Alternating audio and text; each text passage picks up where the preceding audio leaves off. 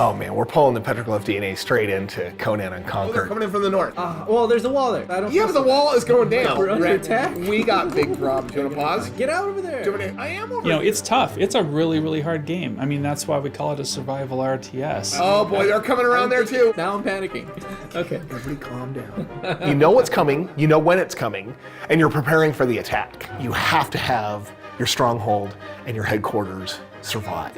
No! Oh, they're up top. Oh, I hate these fire guys. Attack wave There, defeated. got it. The wave system starts small. The first wave, you can just take Conan over there and he can easily take them out.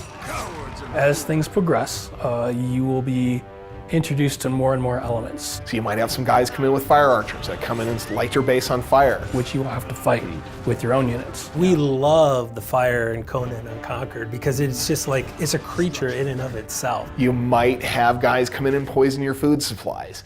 You know, you might have guys come in and are stealing your gold. Disease is a big problem, so if you have a big battle in front of your walls, corpses will pile up on the ground, and corpses make disease. You have to be careful to deal with those things all the while the other enemies are beating on your gates trying to get in.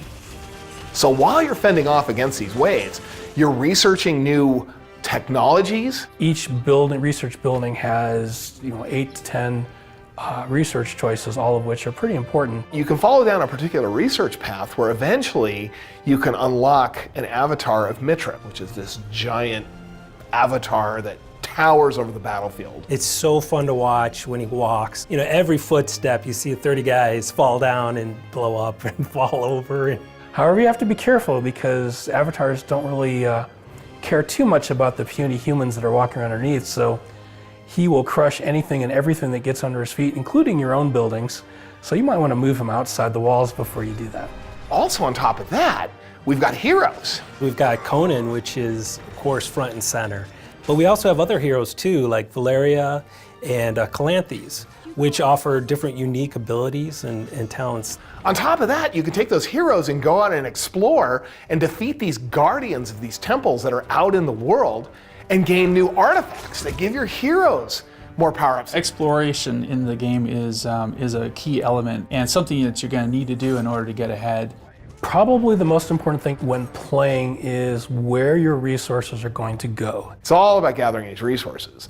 And it really kind of depends on where these resources are on your map. You're not going to have infinite gold and infinite resources to play with, so each time you build something, whether it be a structure or a unit, you need to make sure that that's the right thing you needed to do at that time. And that's going to change from moment to moment and from wave to wave. And so you're constantly having to stop and reprioritize based on the scenario of the battlefield and what's coming next. For me, I'm always pausing the game and reassessing. You know, a minute later, things can change drastically. Your plan goes out the window and you start working on a new plan.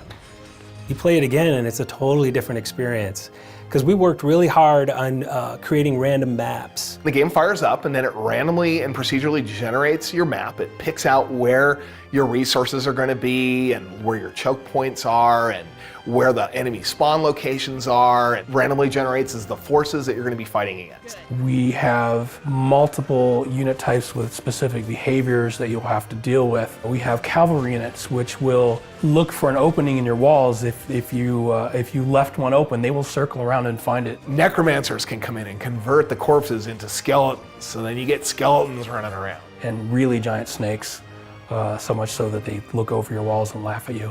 And then, of course, there are the enemy villains themselves, Thugur Khatan and Prince Kudaman. As you progress through the game and do certain accomplishments, you'll unlock new feats. We have feats that will like give bonuses to the heroes, for example. The feats can also make units more powerful. Infinite wave mode is unlocked with a feat. So it's kind of a nice persistent thing. While you're playing through the whole game, you're slowly getting better at a meta level.